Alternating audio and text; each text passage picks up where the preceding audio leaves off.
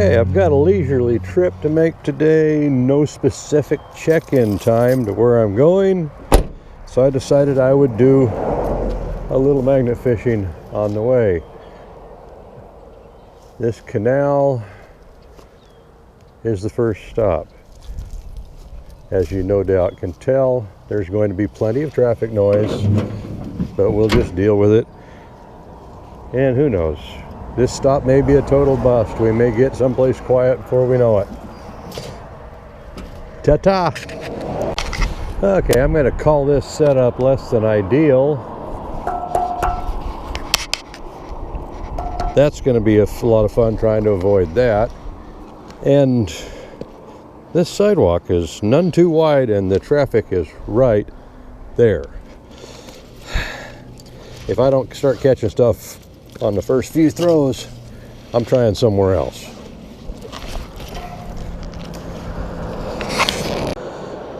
Second throw, first catch.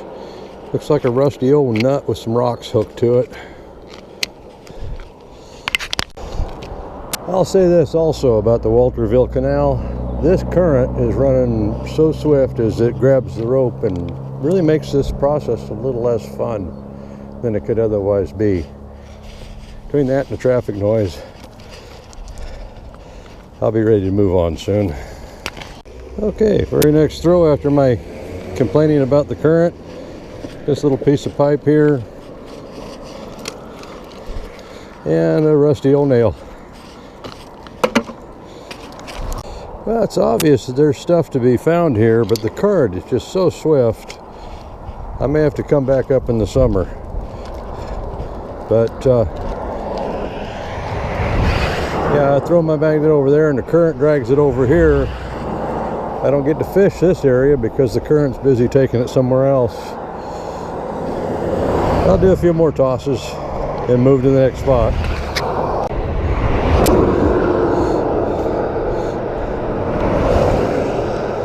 I don't know what that is. It looks like plastic, but it sticks to the magnet. That green coated wire of some sort. That's it. Okay, this is going to be the last toss. I just about lost my hat to a truck driver going by. The slipstream just about took my hat off and threw it in the canal. Maybe that's a sign. That, and I'm tangled up on bank vegetation now.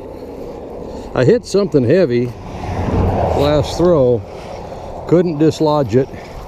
And one thing about this current is you can't really feel what's going on down there with the magnet nearly as well.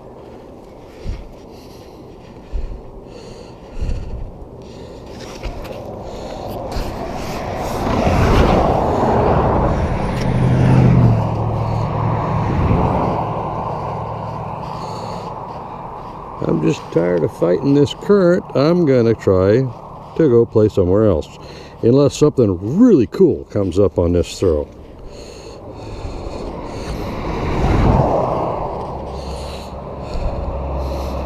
Feels like I'm on something, and then the magnet goes on down the stream.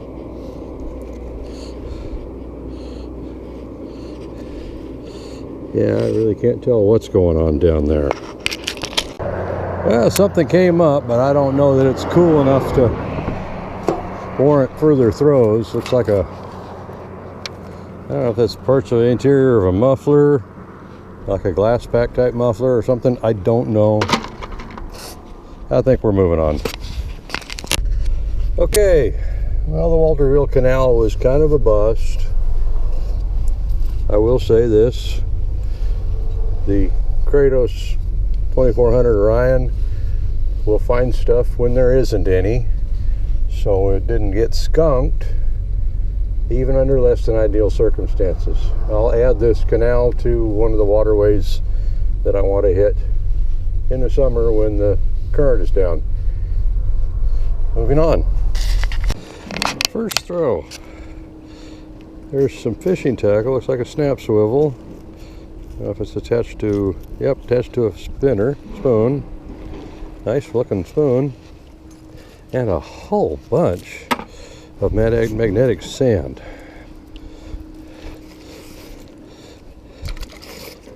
This could be interesting. Nail. And more sand. I've had a lot of magnetic rocks. Magnetic sand is almost a first. Cool though. Oh, I'm scraping sand off, and what do I find underneath it? A fish hook. There's quite a bit of fishing activity in this lake, so it doesn't surprise me that that's the predominance of what I'm finding. It's nice that I'm finding things that were put here accidentally rather than crap that somebody threw here intentionally. Okay, I'm used to fishing weights being made of lead. This one is apparently iron, or maybe has an iron core, because it sticks to the magnet quite well. Not sure what we got here. Looks like a steel washer of some sort. Bunch more sand, and maybe a steel ball bearing. It's gone now. I don't know what that was. Odd. Oh well. Little piece of fishing line. Get that out of the water too. I hate monofilament when I'm not fishing with it. Okay, looks like a drywall screw. That's about all I see there, other than sand. Okay, I could stand here all day and enjoy the beauty and the nature and pull out a few fish hooks and the odd thing, but the reality is I've got places to go, and unless something comes up on this throw, this is going to be the last one for this spot. Okay, we got a little piece of plastic coated wire, probably a twist tie type thing, some sand, and not much else. So the spinner has been the highlight of this stop. Not a bad thing. Nice to find some nice clean waters, but it's not all that interesting for you or for me. So we're moving on. I don't know if you can see it through the windshield or not, but there's a nice old covered bridge there. Unfortunately, covered bridges don't leave any access for magnet fishing. There may be stuff under it, but I don't really have a good way to get there. So I guess it stays. I'll head on upriver a ways. My ultimate goal is upriver, so I would double back to the reservoir, but maybe we'll hit the reservoir Sunday afternoon on the way home. 2 years ago, this whole valley got hit hard by a fire. There were some strange things happening where one house would be spared and the other next 3 houses would be leveled. And by leveled, I mean nothing left but ash. It was a hot, fast-moving fire. I'm looking at the hills here, and there's a whole lot of standing dead wood on both sides of the highway. There's a lot of green yet, but man, that fire did a lot of damage. I realize you probably can't see what I'm seeing, but from here, that whole hilltop in the distance is dead. That whole hilltop to the right is dead. This hill to the left has been burned off and logged out. All of this used to be green and growing, and it's dead and burned. I haven't been up here since those fires, and this is incredible. There's a lot of these trees that are dead. They just haven't got the memo yet. They're in the process of dying. Oh my God. This is what 50 years of poor forest management will get you, boys and girls. Back in the day, there was a logging crew on every other drainage, and they had a vested interest in keeping the forest alive. Any fire that started, they jumped on it before it had a chance to get big.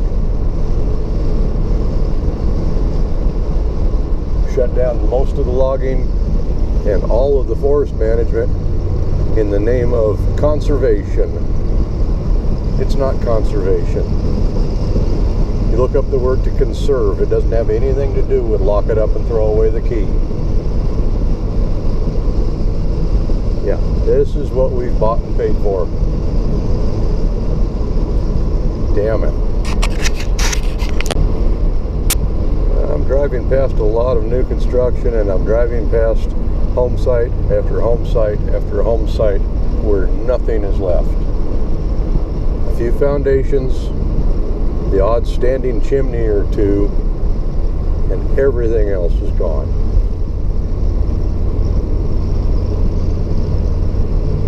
My God. I hate to get on the soapbox again, but damn. Some of these people were spared, and a great many of them were not. Okay, this used to be the center of Blue River, more or less. This was all homes, businesses. I don't know if you can see those hills completely burned off.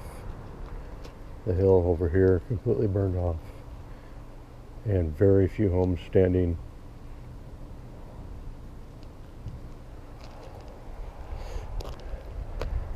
I can't tell what that sign used to say.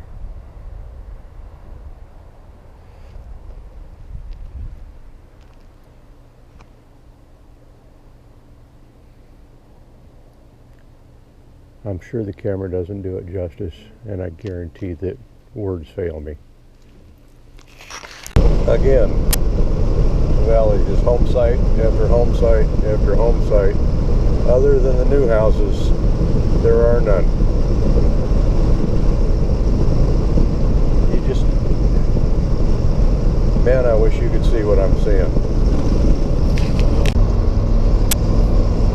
Okay, I just went past another little, what used to be a small community. All that was left was a standing fireplace.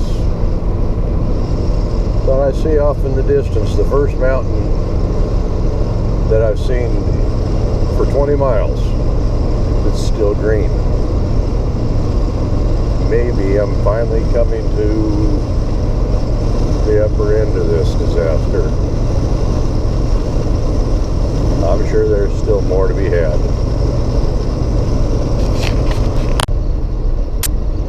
I'm nearing my destination.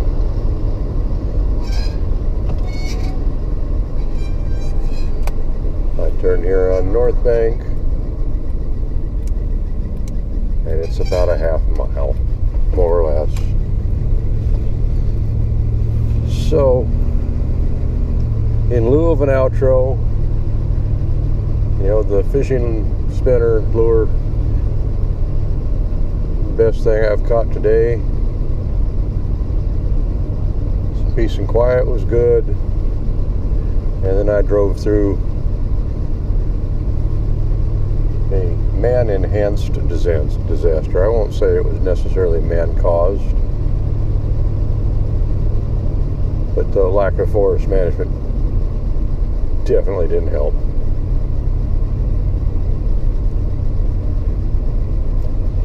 Oh well. Gonna come up here, turn the world off for a few days. I may check in if I get a chance to go dip a magnet between now and going home time. Later.